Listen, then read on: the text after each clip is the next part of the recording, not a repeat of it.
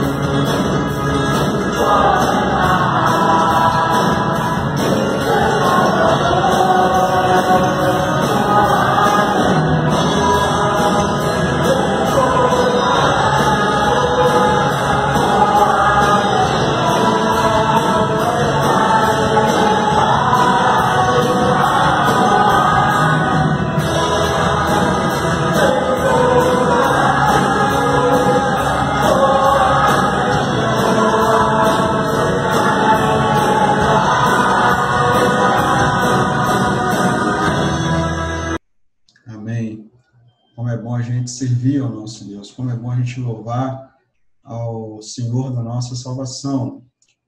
E é por isso que antes de orar, antes de estarmos orando para o estudo dessa manhã, te convido a abrir sua Bíblia em 1 Pedro, capítulo 1, versículo 13.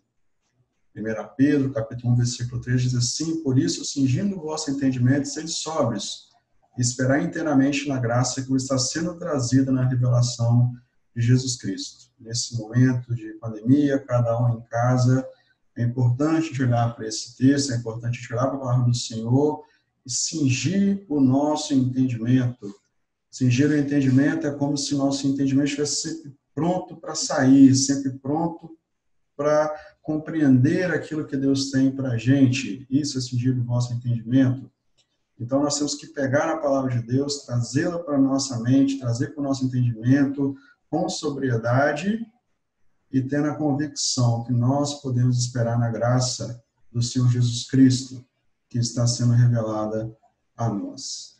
E foi revelada da sua palavra, da Bíblia, e que ele voltará. Então, nós temos essa convicção, você e eu, nós temos essa convicção.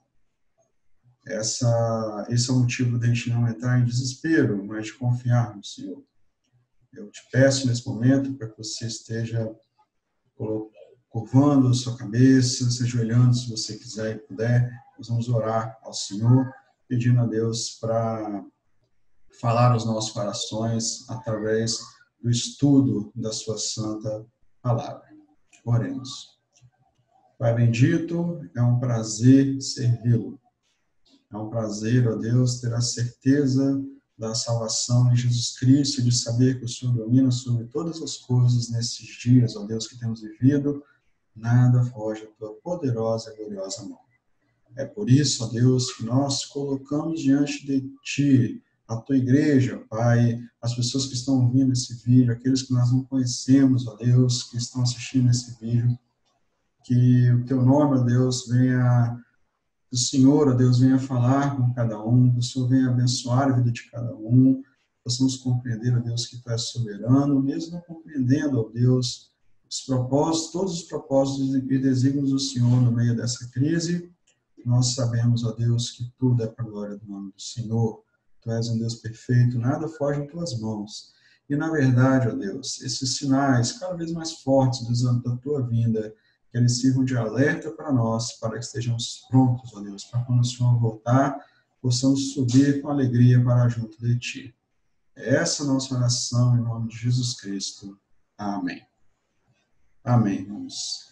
Nós temos estado em casa e eu pensei em estar estudando com os irmãos o primeiro capítulo de 1 João, e eu quero desafiar, principalmente os homens, os líderes das suas casas, as mulheres também, a durante essa semana usar os outros capítulos, baseado nesse primeiro estudo. Use o conhecimento desse primeiro estudo para os outros capítulos, para você poder estar compartilhando com a sua família a palavra do Senhor.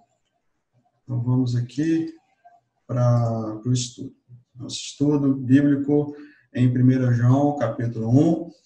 Antes da gente ler, da gente estar meditando nesse texto, é importante a gente entender algumas coisas sobre esse livro da Bíblia, tão importante, 1 João. Acompanhe junto comigo aí.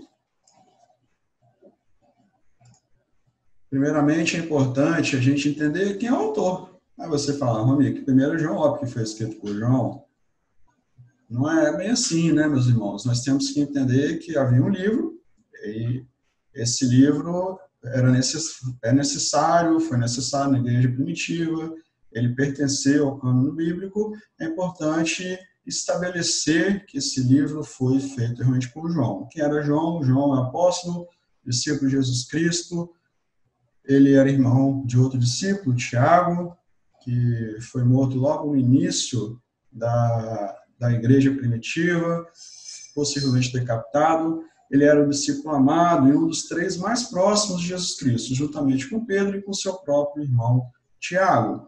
E aí você me pergunta, Romique, como eu posso ter certeza que esse texto é de João? Um exemplo é que nós vemos de similaridade entre o início da carta de 1 João, nós vamos ler juntos, você vai perceber isso, 1 João, versículo 1, a similaridade que nós temos com o Evangelho de João, que esse sim está escrito, foi João que escreveu, né?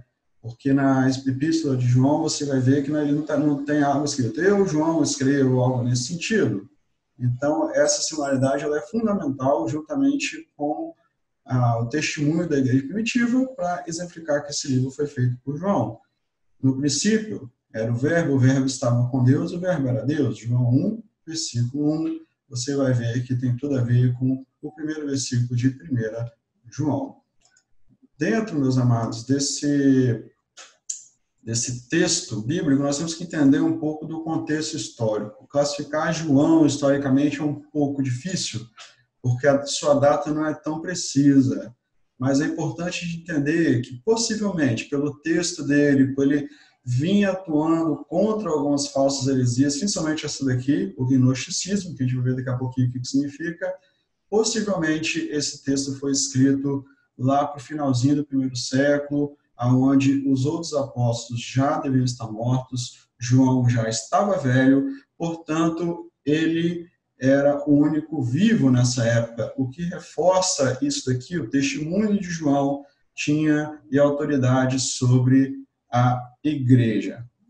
Isso era importantíssimo. O testemunho de João tinha autoridade sobre a igreja, pois ele era um apóstolo pelo próprio Senhor Jesus Cristo, esteve com Jesus Cristo desde o início. E nós já temos um cenário que, infelizmente, acontece até os nossos dias, de falsos profetas atuando dentro da igreja. E, obviamente, a pior heresia é essa daqui, do gnosticismo. Vamos entender um pouquinho mais o que é gnosticismo. Aí você pergunta, para que ele tem que saber isso, meu amigo? Porque quando você vai ler um texto, meu irmão, você tem que entender para quem que João escreveu e por que ele escreveu. O gnosticismo era a heresia mais perigosa dos primeiros 3 séculos da igreja primitiva. Eles acreditavam no quê? No dualismo. Ô, Mica, eu não sei que negócio é esse. O que é dualismo? Dualismo é um entendimento de que a matéria é totalmente má, totalmente corrupta, totalmente ruim. Já o espírito, ele é ao contrário. O espírito é totalmente bom. Portanto, é como se tivesse uma separação entre matéria má e espírito bom. Não tem como você ter uma matéria boa, não tem como você ter o espírito ruim. E qual o problema disso no contexto bíblico? O problema disso no contexto bíblico é que os falsos profetas, baseados nesse dualismo, eles começaram a interpretar uma coisa sobre Jesus Cristo. Primeiro, os docetistas, eles entendiam que Cristo, ele somente aparentava ter um corpo, ele não tinha um corpo. É como se havia um espírito, que era Jesus Cristo, e esse espírito, ele aparecia, as pessoas viam esse espírito, mas ele não era um corpo, ele não tinha matéria. Por quê? Porque Jesus não pode ser mau, e a matéria é má. Então, Jesus não pode ter corpo. Esse é o problema de se acreditar no dualismo. E os serintianos, o que eles acreditavam? Que, na verdade, existia um homem, o corpo dele, Jesus, nasceu essa criança chamada Jesus, desceu sobre ele como se fosse possesso por um espírito de Cristo.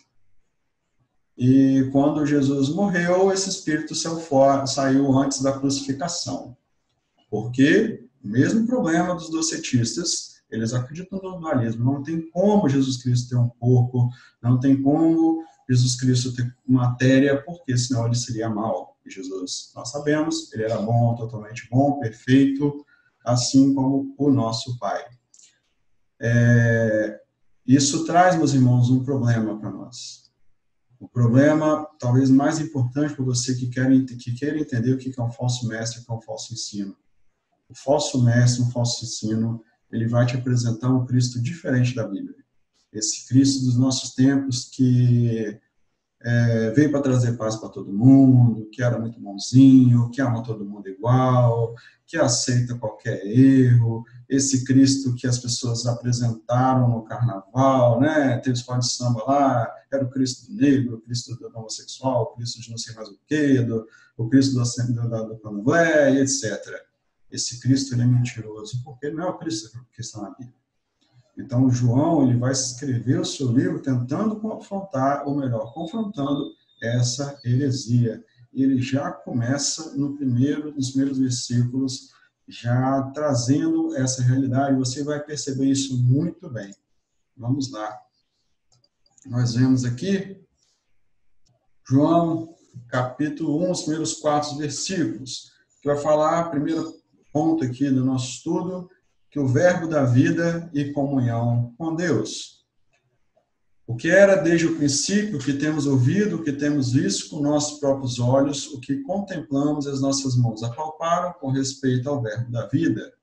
E a vida se manifestou e a temos visto, e dela damos testemunho e vou anunciamos. A vida eterna, a qual estava com o Pai, nos foi manifestada. O que temos visto e ouvido, anunciamos também a vós outros, para que vós igualmente mantenhais comunhão conosco. Ora, nossa comunhão é com o Pai e com seu Filho, Jesus Cristo. Estas coisas, pois, nos escrevemos para que a nossa alegria seja completa. Aqui nós já vemos alguns elementos de João confrontando o gnosticismo. Por quê? Porque ele afirma, olha o primeiro versículo, que ele ouviu, que ele viu com os próprios olhos, ele contemplou, a mão dele apalpou com respeito ao verbo da vida. Ele fala, Cristo, eu estava com ele, eu apalpei Jesus Cristo. Jesus Cristo tinha um corpo. Por que isso, meus irmãos? Porque isso é importante? Porque a Bíblia, ela apresenta Cristo como Deus, natureza divina, mas também a natureza humana. É importante, nós vemos que o autor aos Hebreus, ele trata muito bem isso, que a humanidade ela teve um primeiro representante, que foi Adão. Adão pecou, juntamente com ele todos nós pecamos. Então a humanidade tem um problema. Porque se ela pecou, Deus vai julgar.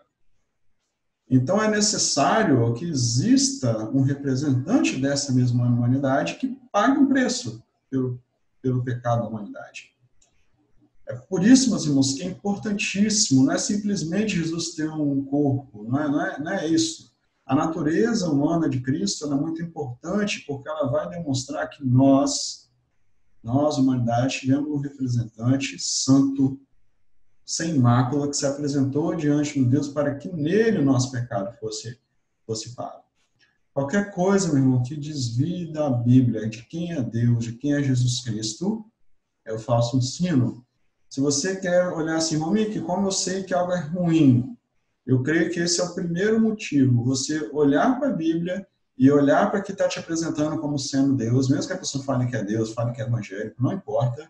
Se aquilo não está na Bíblia, que aquele conceito não é Deus, sai fora. Um Deus, por exemplo, nos nossos dias, que se apresentam aí na teologia do coach, né? Um Deus que ele somente vai servir ao homem, porque o homem que é importante, você que é especial, você que é maravilhoso, esse Deus não existe. Esse Deus é um Deus de falsos mestres, de falsos profetas, porque o Deus bíblico é um Deus soberano, um Deus de glória, um Deus poderoso, santo. É esse Deus que nós cremos. É claro que ele nos amou, sim, é tanto que Jesus veio e morreu no nosso lugar, em nosso favor. Mas, sem perder o foco de que toda honra e toda glória é para Deus. Não é você que é totalmente importante. É Deus que é importante. Então, João já começa nesse primeiro versículo, ele foi testemunho ocular, e isso é importante, falar que ele apalpou Jesus Cristo. Não é um espírito, um vulto que aparecia. Ele tocou. Não era um corpo que desceu no Espírito, não. Ele tocou, era o próprio Jesus Cristo. E ele afirma no versículo 2, e a vida se manifestou. Isso aqui é importante, porque não era também somente um homem. Ele era o próprio verbo da vida, ele era o próprio autor da vida, aquele que estava desde o princípio, como João também afirma no versículo 1 do seu evangelho, que nós lemos agora há pouco. E nós temos visto delas dando testemunho. E vou-los anunciando a vida eterna, a qual estava no Pai, e nos foi manifestada. E aí, meus irmãos, é importantíssimo isso daqui, porque Jesus Cristo, ele não simplesmente ficou lá no céu, ele desceu, ele se manifestou, e através dele a vida foi manifestada, ele é o caminho, a verdade e a vida. Você pode notar que João, o evangelho de João, ele é um pouco diferente dos outros evangelhos, né? Justamente por isso, porque João, ele foca, ele tem esse foco em Jesus o caminho, ele é o pão da vida.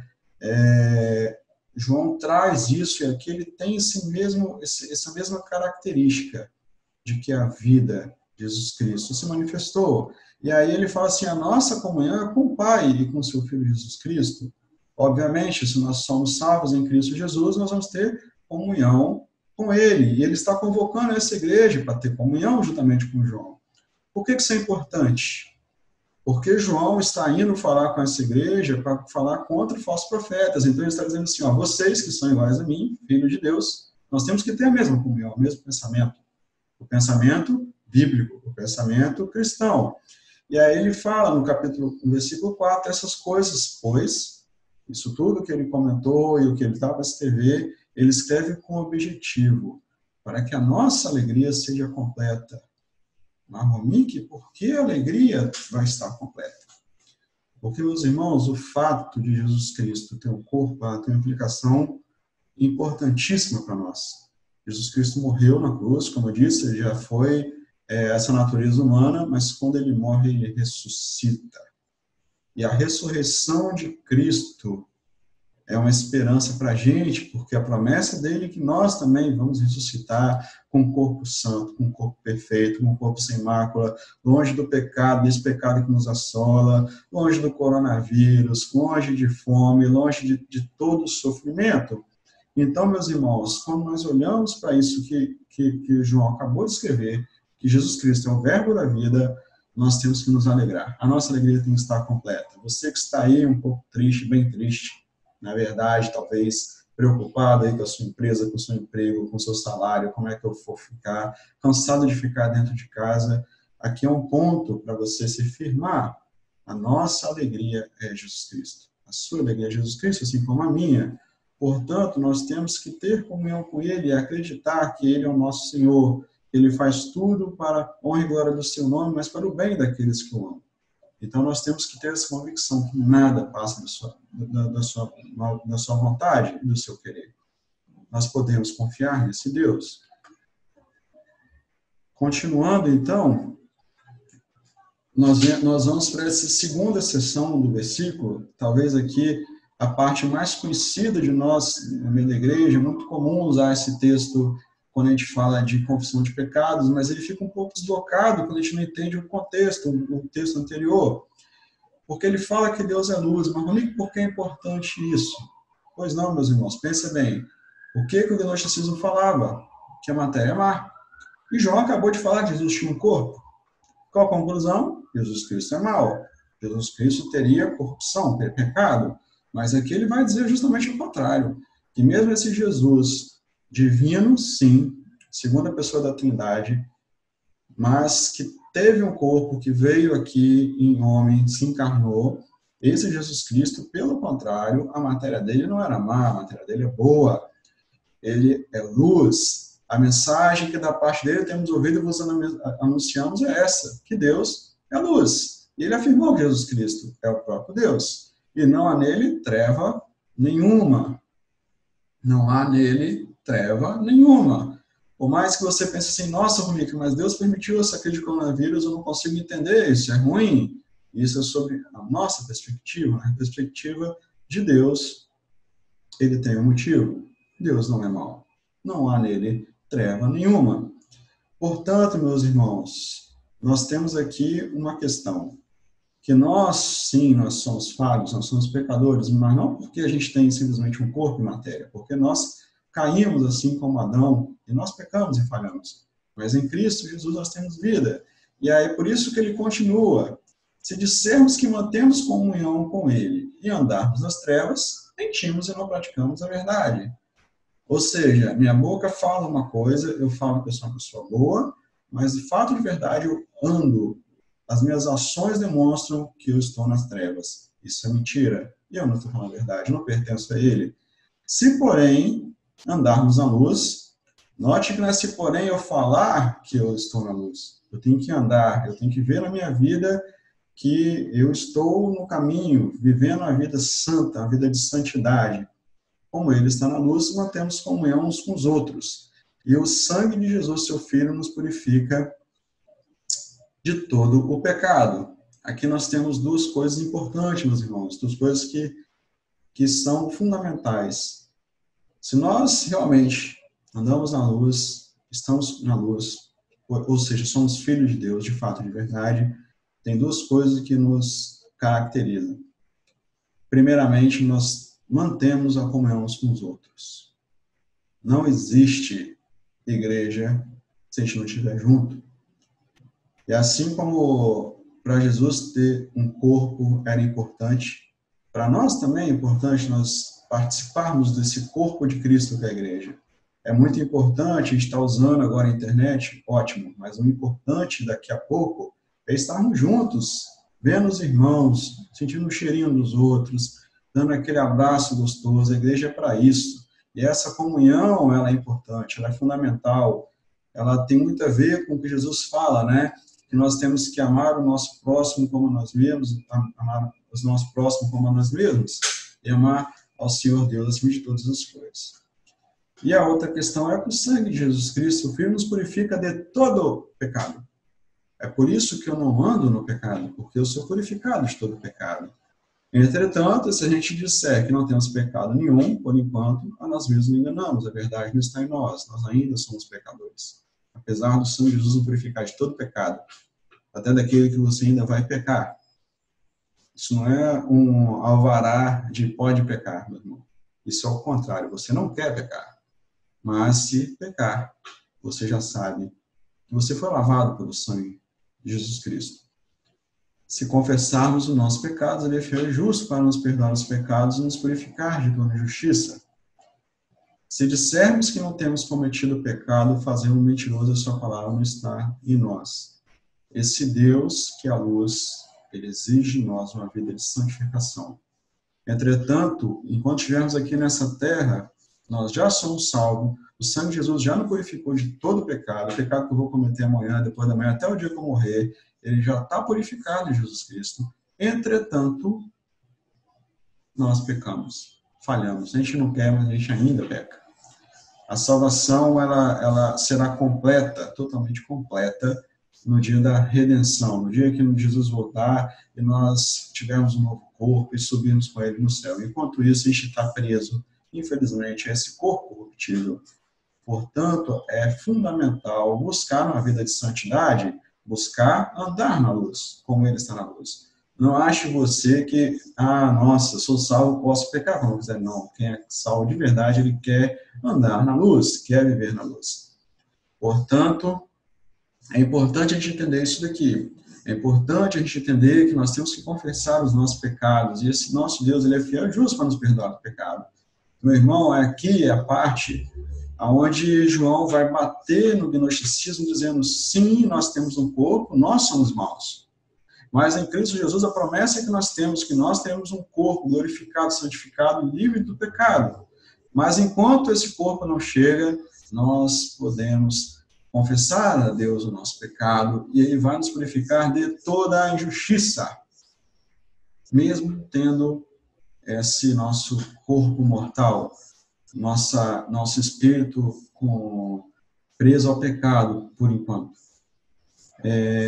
Então, João aqui vai confrontar, ele vai fazer coro com o que nós lemos que Pedro falou, né, que nós temos que cingir o nosso entendimento, ser sóbrio, esperar justamente a graça que há de ser revelada a nós, que é a graça justamente da salvação completa na nossa vida, que é quando a gente for totalmente redimido em Cristo Jesus.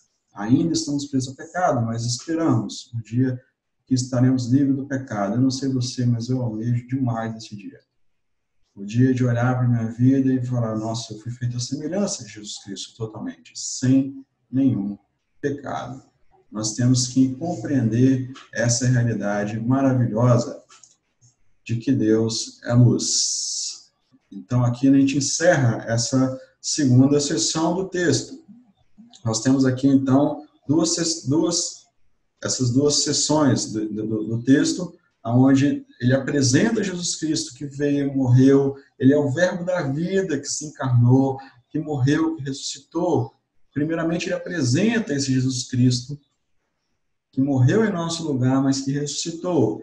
Portanto, ele, como Deus santo, ele requer da sua igreja, que ele pagou um preço por ela, que nós sejamos santos, que nós sejamos pessoas que busquem a vontade de Deus, que busquem a comunhão com os irmãos, que busquem se purificar do pecado, e quando nós caímos, a gente pode chegar para Ele pedindo perdão por esse pecado. E aqui nós temos algumas aplicações. Primeiramente, eu quero te alertar, esteja atento aos falsos mestres dos nossos dias. Os falsos mestres estão, não é aí fora na televisão, dentro da igreja. Almir, qual é o sinal do falso mestre? Eu creio que o mais importante é aquele que vai distorcer a pessoa de Cristo e de Deus. É um anticristo, literalmente. Esteja atento a ensino como esse que diz que Jesus não tinha corpo. Isso é terrível. Segundo ponto que nós aprendemos com esse texto, que nós temos que buscar ter uma vida santa. Nós somos santos, somos filhos de Deus, temos que buscar uma vida em santidade, nós temos que buscar uma vida com propósito, uma vida segundo a vontade de Deus. E assim como Cristo ressuscitou, nós temos a esperança de um novo corpo incorruptível. Olha que maravilha! A gente vê que o Tomé tocou em Jesus depois que ele morreu. Parece que isso não foi de propósito, né? Com certeza, Deus tinha um propósito nisso, de saber que aqui havia a marca da crucificação, para que Tomé pudesse tocar e a gente tivesse esse testemunho que Jesus, mesmo depois de ressurreto, ele tinha um corpo, e assim como ele, nós teremos essa esperança, nós temos essa esperança de ter um novo corpo incorruptível, quando ele voltar, estaremos com ele, e seremos totalmente livres do pecado, um corpo eterno, um corpo maravilhoso. Como vai ser esse corpo? Não sei, mas eu creio principalmente na incorruptibilidade dele, ou seja, longe do pecado. E o mais maravilhoso disso tudo, meus amados irmãos, e que nos enche de esperança, que a gente vai ser feito à semelhança de Cristo. Já parou para pensar no que é isso? Tem uma música antiga do Petra que é baseada no Salmo que eu acho muito bonita, que a música diz assim: e quanto a mim, eu me satisfarei quando eu acordar e ser a sua semelhança. É um salmo de Davi, onde Davi, ele exalta a Deus, ele diz: eu vou estar satisfeito quando eu acordar e ser a sua semelhança. Esse é o nosso anseio, se tornar igual a Cristo. Cada vez mais eu venho diminuir e que Cristo aumente. Cada vez mais que a igreja que nós servimos diminua, mas o Cristo da igreja aumente. Que esse seja o anseio do nosso coração, que esse seja o anseio da nossa vida, que esse seja o anseio da sua vida, que tudo isso seja para a glória, honra e louvor do Senhor. Procure sempre servir ao Senhor com toda alegria. Aproveite esse estudo, aproveite do que a gente aprendeu de quem é João, do que ele escreveu, e continue estudando os outros capítulos de 1 João. Acho que vai ser importante para você, para sua família, durante essa semana, estudar no culto doméstico na sua casa. Que Deus abençoe nossas vidas, que Deus abençoe os irmãos durante o restante desse dia. Vamos orar? Pai amado, nós cremos na Tua palavra, cremos que juntamente contigo, ó Deus, nós vamos estar e seremos feitos a Tua semelhança, ó Deus. Portanto, temos misericórdia de nós, que nos faça, ó Deus, cada vez mais servir ao Senhor, sermos feitos à semelhança de Teu Filho Jesus. Que toda honra, que toda glória, que todo domínio sejam ao Senhor, e que a Tua igreja, Deus, e que nós possamos exaltar ao Senhor sempre com toda alegria. Nos encha, Deus, a Tua esperança da salvação completa em nossas vidas, que é quando o Senhor voltar, estaremos com o Senhor para todos sempre, eternamente. Amém.